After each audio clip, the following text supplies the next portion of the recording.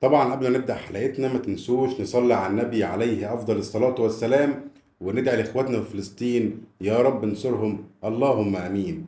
يا جماعة احنا ما زلنا مستمرين في مباراة بيراميدز والأهلي اللي انتهت بفوز النادي الأهلي 1-0. احنا شفنا أحداث غريبة وأحداث عجيبة وألفاظ وشتايم وبلطجة.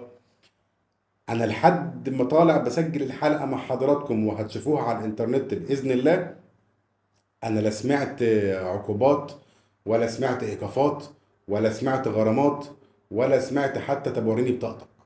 يعني انا ما سمعتش حاجه خالص. والعكس صحيح.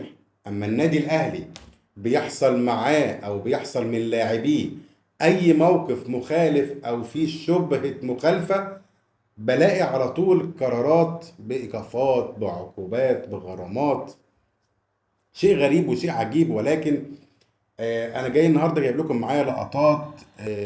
طبعا الشيبي واللي حصل من الشيبي، هو كان عايز يبطل الشحات كرة قدم، ولكن العناية الإلهية أنقذت الشحات من إصابة كانت يعني انتوا شفتوا اللعبة يا جماعة، كان ممكن توصل لكسر في قصبة الرجل لحسين الشحات. الحمد لله حسين نط على طول يعني، فربنا طبعا فوق كل شيء هو اللي نقذ حسين الشحات من الإصابة الخطيرة جدا جدا من اللاعب المؤذي.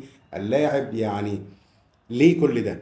انا مش فاهم. يعني انت خلاص الموقف حصل والشحات اعتذر لك في نفس اللحظة وفي الممر بتاع المباراة اللي المفروض ان الشحات ضربه بالقلم فيها، وانت ضحكت وحضنته والموضوع خلص. بعد كده رحنا للمحكمة والقصة اللي انتوا عارفينها لحد ما نصل الى المباراة اللي فاتت.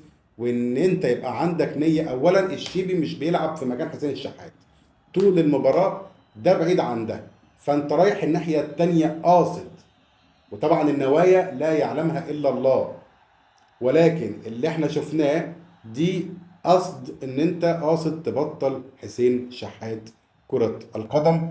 ولكن الحمد لله طبعا موقف حلو قوي لما شفنا وسام ابو علي مغطي حسين الشحات وحميه تماما من اي تعرض لاي اذى او اي ضرب، وان كمان حسين يكون ليه رد فعل فبالتالي يحصل خناقه في المباراه. وانتوا طبعا عارفين لو حصلت خناقه في المباراه هتلاقي العقوبات على طول على النادي الاهلي ولاعيبه النادي الاهلي. بعد كده شفنا في الممر برضو لقطه وحشه.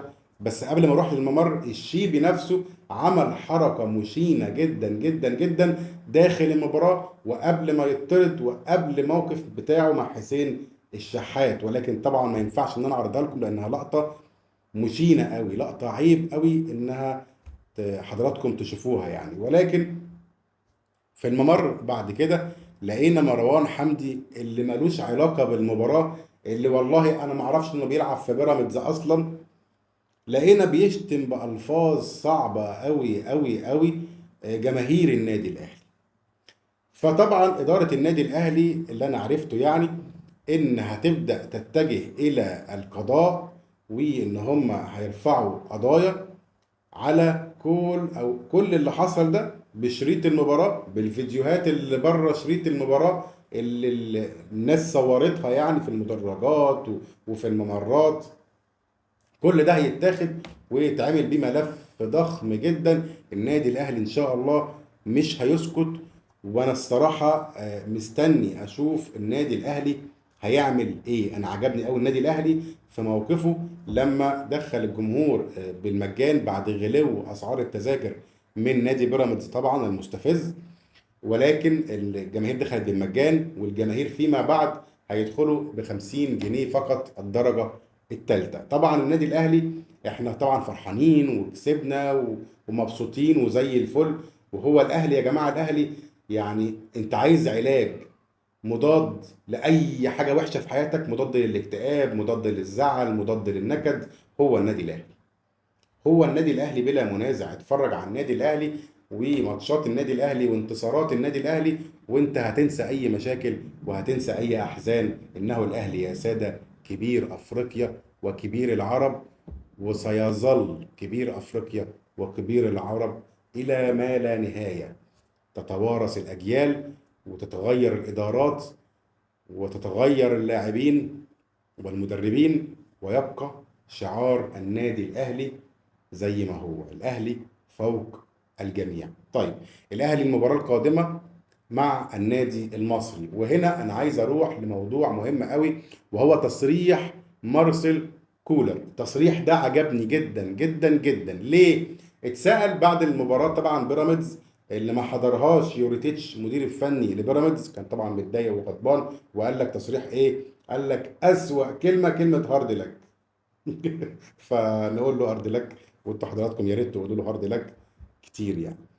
كولر في المؤتمر الصحفي اتسأل وقالوا له انت كده نسبة فوزك بالدوري اصبحت طبعا كبيرة. قال لهم لا، نسبة فوزي بالدوري 0%.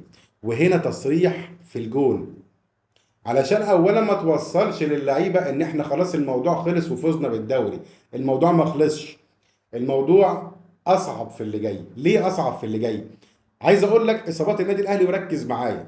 اكرم توفيق اتعرض لكدمات شديده جدا جدا جدا، حوالي 4 أو 5 كدمات في المباراه اللي فاتت، واستحمل طبعا اكرم مفاسة، اكرم رجوله، وكمل اللقاء. ولكن في مباراه المصري لسه الشكوك حول اشراكه في المباراه مش واضحه.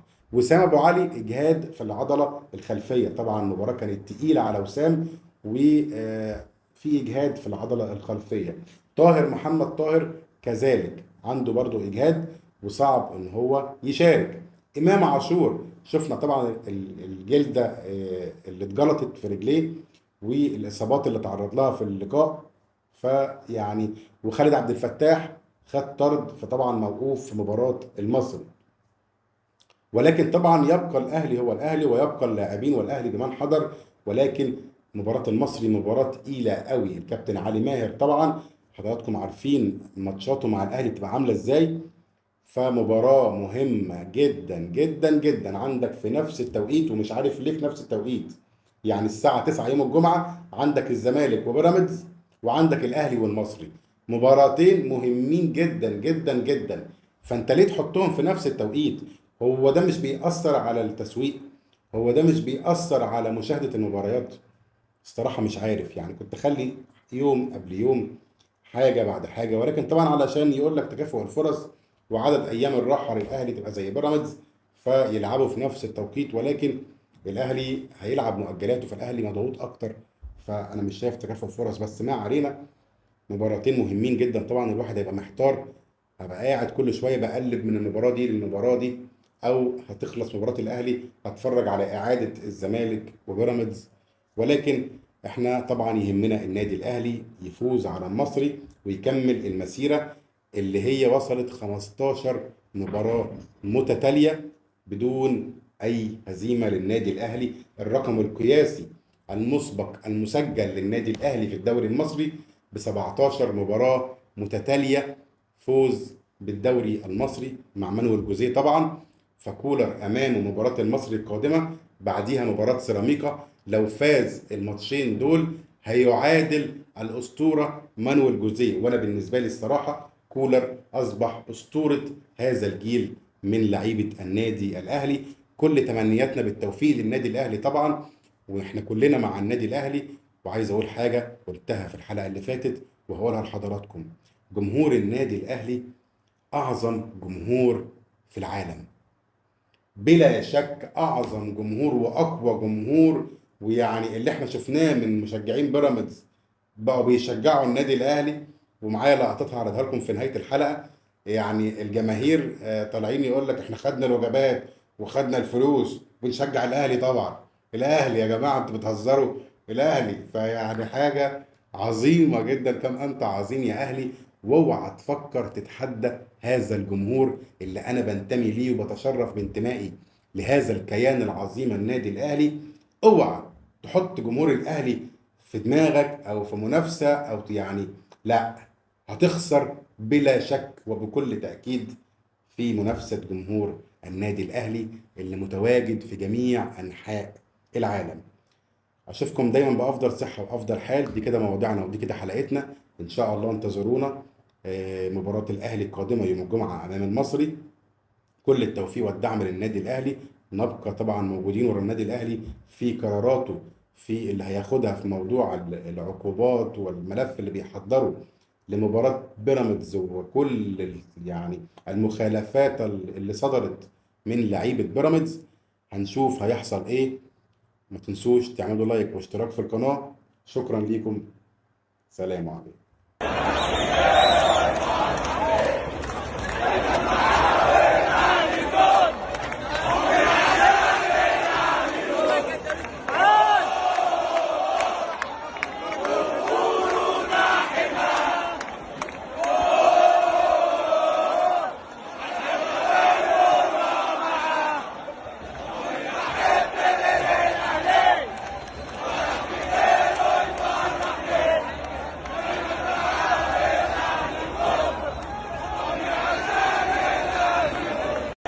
انا معايا تيكت ومعايا فاي امضي، ومفيش ذكر يعرف يقول لي انت بتشجع مين ولا بتشجعش مين. انا حر اشجع اللي انا عايزه طالما انا في قانوني وسليم. هم دعونا نيجي نشجعه، طالما انا قانوني وسليم محدش يقول لي انت بتشجع مين. جمهور الاهلي بخير بس. يعني من المدرجات بيراميدز بتشجع الاهلي، محدش بيشجع الا الاهلي. هو في حد تاني مشجع مصري يعني مشجع اهلاوي بس. واخد 4 وجبات لازم يدفع فلوس انت عايزه. حد يكلم ممدوح. الرجاله هناك عاملين خناقه، كانوا متفقين على لحمه وفراخ، جم لقوا جبنه رومي، طب عايزين مين يفرق؟ حد يكلم الرجاله عامله خناقات. حد يكلم ممدوح يقول له ده بيزود راحت